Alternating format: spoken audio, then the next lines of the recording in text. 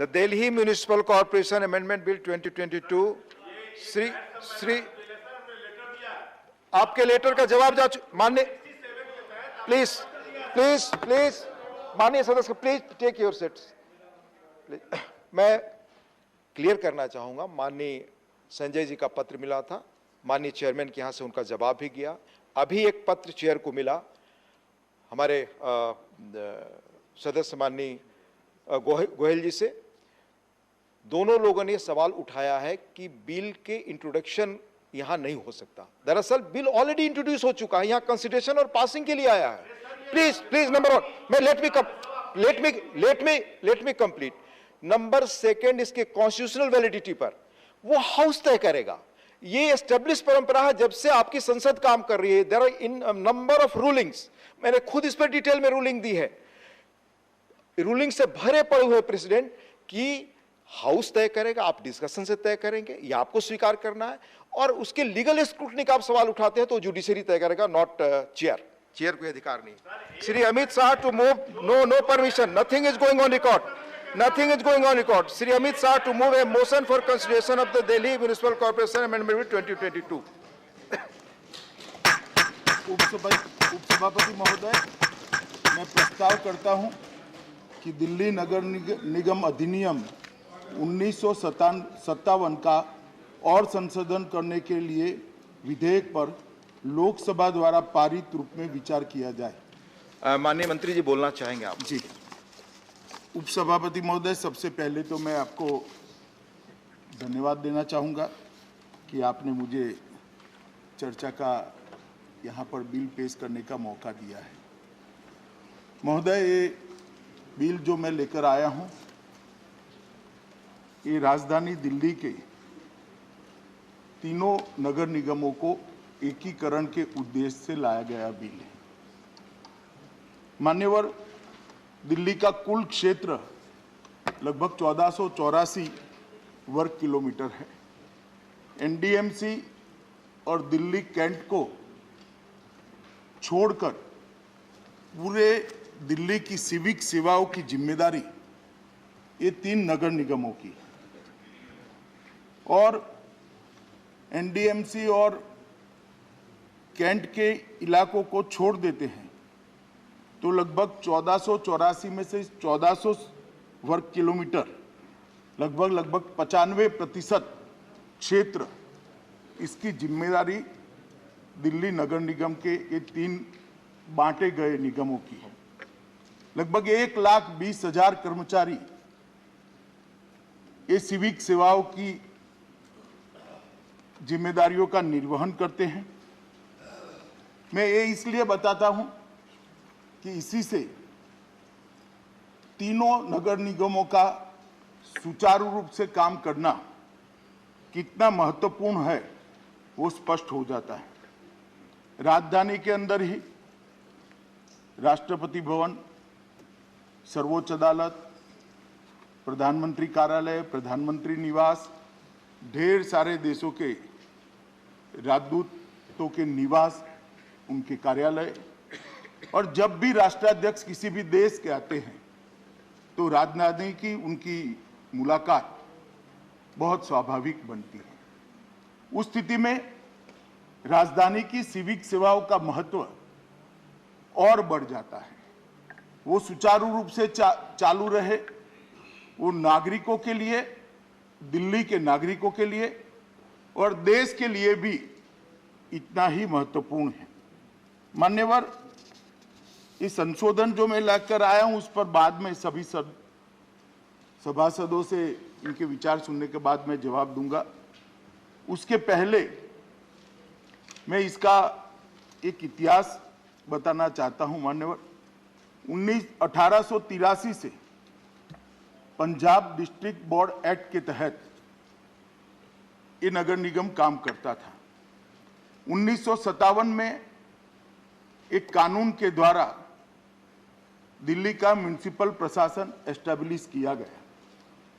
उसके अंदर 93, 1993 में और 2011 में इसको अमेंड किया गया और 2012 में राष्ट्रीय राजधानी क्षेत्र दिल्ली शासन द्वारा दिल्ली नगर निगम संशोधन अधिनियम लाकर दिल्ली नगर निगम को 3 निगम निकायों में बांट दिया गया।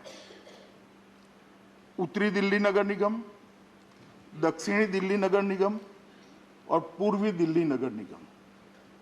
और बांटने के कारण को भी मैंने गृह मंत्रालय में बहुत खंगाला है, मगर किसी भी फाइल पर कोई कारण उपलब्ध नहीं हुआ। एक प्रकार से आनंद फानन में बिल लाया गया, किस उद्देश्य से लाया गया वो तो जो लाए हैं वो ही बता सकते हैं, परंतु रिकॉर्ड पर इसके कोई उद्देश्य उपलब्ध नहीं है। मान्यवर 10 साल हो गए, जो अनुभव आया है ये अलग प्रकार का है। स्वाभाविक रूप से जब ये निगम बांटे गए होंगे, बंटवारा हुआ होगा, उद्देश्य अच्छा ही होगा, सेवाओं के सुधार का होगा, दिल्ली की सिविक सेवाएं और मजबूत हो वो होगा, परंतु परिणाम ऐसा नहीं आया। और परिणाम ऐसा ना आने के कारण क्या है, इसमें 4 मुख्य कारण नजर में आए हैं। एक तो तीनों नगर निगमों द्वारा जो नीतियां अपनाई जा रही है वो अलग अलग है। तो एक ही शहर में नीतियों की दृष्टि से एक वाक्यता नहीं है। और वो क्यों नहीं है? क्योंकि तीनों नगर निगमों को जब बांटा गया तब उसके वित्तीय संसाधन और दायित्व का ठीक से आकलन नहीं किया गया। मैं सभी रिकॉर्ड देखकर जिम्मेदारी के साथ इस सदन को बता सकता हूं कि 2 नगर निगम तो वित्तीय रूप से सस्टेन ही नहीं हो सकते। इस प्रकार से उसका बंटवारा किया गया। अब जब वित्तीय रूप से सस्टेन नहीं हो सकते हैं, वो अपना काम नहीं कर सकते हैं, तो उनको टैक्स को रिस्ट्रक्चर करना पड़ेगा, नीतियों में भी बदलाव लाना पड़ेगा, क्योंकि अपने आप को रोज चलाना है। तो एक ही शहर में अलग अलग प्रकार के नीति नियमों से तीनों निगम चलते हैं। कार्मिकों की सेवा की स्थितियों में भी असमानता है। इसके कारण बहुत गहरा असंतोष तीनों निगम के कार्मिकों के बीच में है। और मैं कहना चाहूंगा मान्यवर कि ये अच्छी स्थिति नहीं है। और चौथा कारण भी कहना चाहता हूं, दिल्ली सरकार का सौतेली मां जैसा व्यवहार ये तीनों नगर निगमों को काम करने से अच्छे से संजय जी, आपको चेयर से अनुमति है, आपकी बात रिकॉर्ड पे नहीं जाएगी। आप क्यों बोल रहे हैं? प्लीज, आपकी बात रिकॉर्ड पे नहीं जा रही है। आप बिना अनुमति के चेयर से ना बोलें प्लीज। माननीय अध्यक्ष जी, स्वाभाविक है उनका विरोध, और मैं भी अपेक्षा करता हूं ऐसा ही होगा, करना भी चाहिए उनको।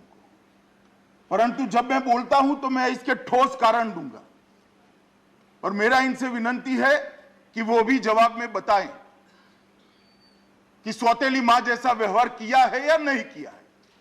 मैं आंकड़ों के साथ इस सदन के पटल पर रखूंगा, क्योंकि राजनीतिक उद्देश्य से अगर राज्य की सरकारें स्थानीय निकायों के साथ सौतेला व्यवहार करेगी तो ना पंचायती राज सफल होगा, ना अर्बन डेवलपमेंट के सारे निकाय सफल होंगे। इसको राजनीतिक दायरे से ऊपर उठकर जिसका जो अधिकार बनता है वो देना पड़ेगा।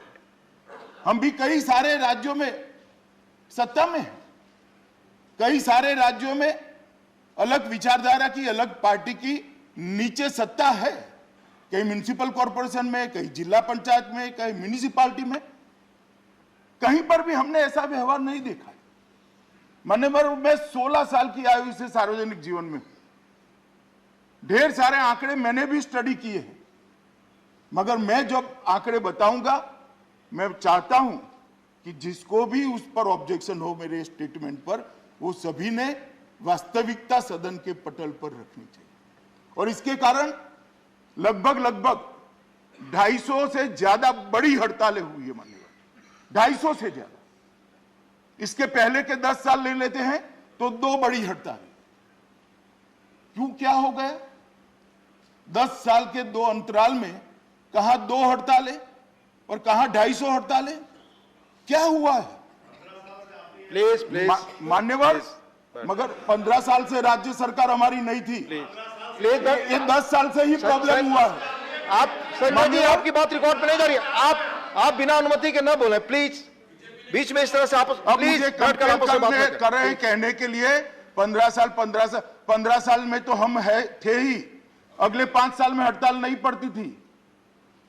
आप पार्टी की सरकार ने सौतेला व्यवहार करने के कारण ये हड़तालों की संख्या बढ़ी है। प्लीज प्लीज प्लीज, मैंने संजय, आपकी बात रिकॉर्ड पे नहीं जा रही। मान्यवर, बिना चेयर की अनुमति के न बोले प्लीज। वो हल्ले से please please please please please बैठ बैठ नहीं आलोच, please please please please please please, कोई बात रिकॉर्ड पे नहीं जा रही आपकी, प्लीज कोई बात रिकॉर्ड पे नहीं जा रही आपकी, प्लीज प्लीज प्लीज। माननीय मंत्री जी प्लीज। मान्यवर, आलोचना करने के लिए तो गृह होता है, आलोचना का अधिकार जिनका इतना है उतना ही मेरा है, मैं कर सकता हूं, आप जवाब भी दे सकते हैं, मगर बीच में टोका टोकी से नहीं ले सकते। प्लीज आपकी पार्टी को जो समय मिला है उसमें तथ्यों के साथ बताइएगा, मैं जरूर उसका जवाब दूंगा और मैं बाध्य हूं उसका जवाब देने के लिए। मान्यवर, मैं फिर से कहना चाहता हूं कि आप पार्टी की चुनी हुई सरकार के सौतेले मां जैसे व्यवहार के कारण ये निगम ढंग से काम नहीं कर रहे हैं। मान्यवर, तीनों निगमों के बीच में नीतियों के रूप में समानता लाना बहुत जरूरी है। कार्मिकों की सेवा की शर्तों के लिए भी समानता होना बहुत जरूरी है। आर्थिक संसाधन की प्राप्ति और उनके दायित्वों के बीच में भी संतुलन बनाना बहुत जरूरी है, और वो तभी हो सकता है जब ये तीनों निगमों को एक कर पूर्ववत स्थिति बहाल की जाए। इसलिए मैं इसको लेकर आया हूं। बहुत सारे सदस्यों ने संशोधन भी रखे, मैंने ध्यान से पढ़े हैं, मैं इसका डिटेल जवाब भी बाद में दूंगा, मगर पहले एक बार मेरा सभी से अपील है कि पार्टी की लाइन से ऊपर उठकर सभी लोग मेरिट्स में चर्चा करें। हमारे खिलाफ भी आप जरूर बोल सकते हैं, आराम से बोलिए, कोई चिंता का विषय नहीं, और मैं हर बात का जवाब भी दूंगा, परंतु बाद में मेरा जवाब भी सुनना चाहिए। धन्यवाद।